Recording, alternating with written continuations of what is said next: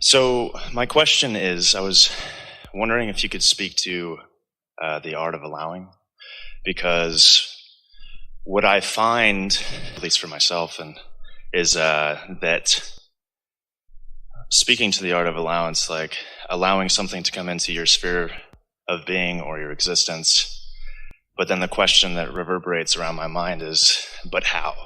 Or like, how do I do that? How do I do this? How do I do that? So step 1 is ask, step 2 is source answers, and step 3 is allow it. These days, we're calling it allowing, but we're saying to you, in order to allow, you got to be in the receiving mode. You can't allow it if you're not on that vibrational frequency. And so it really is by thinking and feeling and thinking and feeling and thinking and feeling. That's how you discover your own ability to focus in productive, beneficial ways.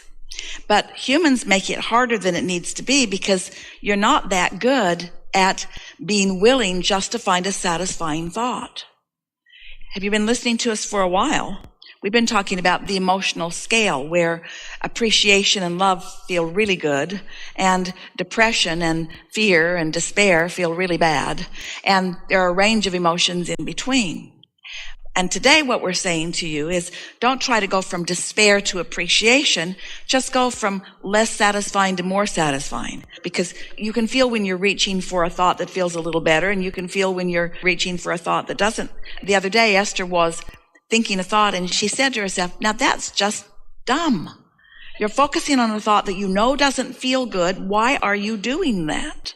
And part of it was habit. It was a habitual thought. Part of it was because a lot of other people were thinking the same thought. So it was easier to go there. But she could tell by her focus on it how not beneficial it was to her. And so that's really what it comes down to. You have to care about how you feel. We've been teaching meditation for a long while because when you meditate, you quiet your mind. And when you quiet your mind, you stop thought. And when you stop thought, you stop resistant thought. And then your vibration rises. And if you do that on a consistent basis, it makes you more sensitive to the thoughts that feel a little better and the thoughts that feel not so good. So sometimes people think that what we mean by art of allowing is just be really tolerant of others. Look out into the world and see terrible things and just don't make a fuss over them. And if you don't make a fuss over something, then you're tolerant and allowing. But that isn't what we mean. We mean allowing your connection with your source. And that's precise. For example, let's say you're watching television and you see a news broadcast that's really pushing hard against something. And it bothers you a lot when you see it. Well, the reason it bothers you is because your inner being is not looking at that in that way. So you've chosen an attitude or an opinion about something that your inner being isn't choosing, which means it's not beneficial to you. Your thought is detrimental to you. Well, it's not easy as humans to sort that out because there are so many thoughts you think that you believe that you should think because so many people think them. Esther said to us in the beginning, but Abraham, it's true. It's true. So therefore, I'm not inappropriate to think this thought because a lot of people are thinking this thought. And after all, it's true. And shouldn't I focus on what's true? And it took us a while to convince her that the reason it's true is because people have thought about it. And if she wants it to be true for her, then she can keep thinking about it. But if it's uncomfortable as she's thinking about it, it's going to get more and more uncomfortable as this unwanted thought turns to an unwanted thing. Because everything is in the state of becoming. And so this all comes round to just deciding, hey, I got to focus, but I'm not focusing my thoughts. I'm focusing my emotions. I'm feeling my way to it. Now, something that will help you a lot. This is really good. If you can make the distinction between a thought that I'm thinking and a thought that I'm receiving, because the goal is to get tuned in so that you can receive that broader point of view, the advantage point of view. So a lot of thoughts that you are thinking don't feel that good, and it just means give it a rest for a little while. Because in thinking the thought that doesn't feel good, you've also done step 1 and put a whole lot of questions and requests for solutions into your vortex.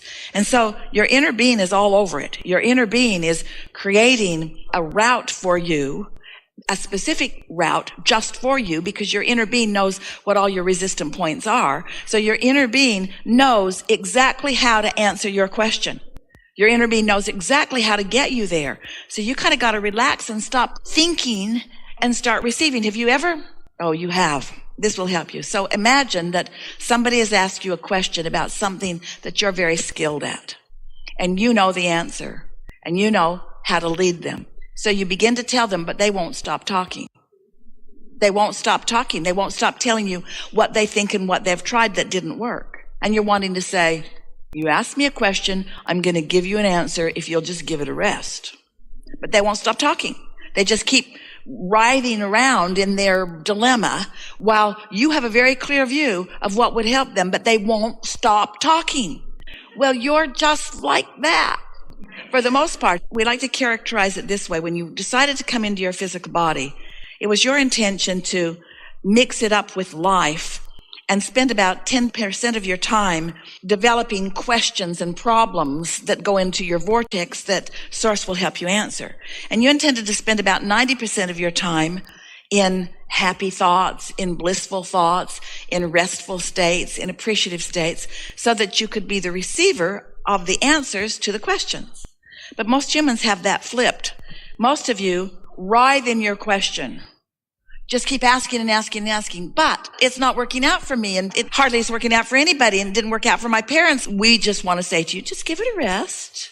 Just quiet your mind. Stop all that activity about what isn't wanted. And when you do that, because your question is so vivid and so pointed and so focused, because you've been working on it for a while, when you cool your jets and you stop arguing for your limitations, you'll come out of one of those meditative states and you'll receive an idea. You got that? The next thing is, don't need the first idea to be the blockbuster of all blockbusters of all blockbuster ideas. Let it be a thought about moving furniture. Because if you're not thinking about, well, how's that going to get me to where I want to be, which puts you right back over here, but you're just following the thought. Why? Because it felt good. A good feeling thought will lead to another one and another one and another one, and eventually you'll be to the blockbusting idea, to the blockbusting unfolding, to the solution that is really apparent to you and all others. So your question was, I get the concept of allowing and receiving, but how do I accomplish it? And we say, by being willing to be ready, to be ready, to be ready, to be ready. By being willing to allow the satisfaction to be enough as you go along. That really is the answer. Because, you see, anytime you ask anything, your inner being has a full-blown answer. But your beliefs don't let you hear it. If you knew how smart your inner being is, how we're all together and we know the answer to your dilemmas, but you can't hear them because you're all wadded up in your problems, you see. You got that, didn't you? Ready to be ready to be ready to be ready, ready, ready, ready, ready, ready. Just relax into that unfolding. It requires a little bit of trust. We know it's what religions call faith. It's faith in the process. And we're asking a lot of you, we're saying, here you are in your bodies, and you say, yeah, we know, we can see us. We can see us.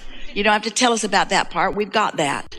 And we say, and as you've been living, you're asking for things that you haven't let yourself have yet. And you say, yeah, you don't have to tell us that either, Abraham. We know that too.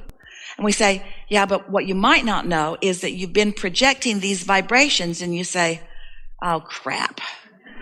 Vibrations, vibrations. And when am I going to get my money out of the vortex and into the bank, Abraham? In other words, I've been listening to this vibration stuff long enough. And we say, we've got to help you to know that there is a vibrational beingness of the things you want that you have to tune into and allow yourself to perceive them in more and more specific beingness. In a rational way, look at your planet, look at it over the last 100 years or 200 years, notice the difference in the economy and the difference in the lifestyle, and then acknowledge that there are no pipelines to other planets. There's not some other physical reality that's trucking this stuff in. Where is it coming from? It's thoughts turning to things.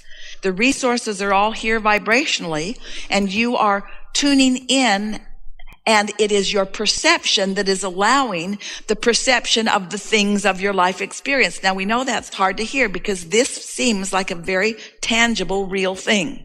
And when a lot of you think about things, you turn them into really, in other words, this is a belief system. This is a very powerful thing to believe in. It is so real that you'd be hard pressed to deny the reality of this. And you keep wanting everything to be this kind of real. You're not willing to let it be this kind of real, and this kind of real, and this kind of real, and this kind of real, and this kind of real. For this kind of real, it takes seeing it, and feeling it, and hearing it, touching it. In other words, you're translating this reality with all of your physical senses. And eventually, there will be a lot of realities that you will be able to translate with your physical senses. But in the meantime, if you need to translate them with your physical senses so much so that you're not willing to trust the vibrational nature of them, then you're not ever going to get more than what you've already got. See how it works? You kind of followed us on that, didn't you? You are realists and you are tangiblesses, and we get that. And it's a good thing because this leading edge, tangible reality, it is the leading edge. It's what everything that we have all lived before is pointed to. We're not trying to get you to ignore the real stuff and get off in some airy-fairy world and be happy with ideas rather than tangibles. That's not what we're wanting to accomplish. We're showing you the path of least resistance to your tangibles. Your tangibles that matter, the reality that matters. And so if you can just not need it to be tangible right now, and you can enjoy the idea of it and enjoy what's leading you to it, we promise you everything that you want will be tangible. It will be manifested in that satisfying way. And so the art of allowing, that's why we call it an art. It's just not fall out of bed and discover it. You have to teach it to yourself. You have to talk yourself into it. It's the art of feeling good anyway. It's the art of recognizing the vibrational essence of something and taking delight in its vibrational essence and in the maturation of its vibrational essence, and not demanding that it be all the way matured before you're willing to give it your attention. We've never said it bigger or better than that.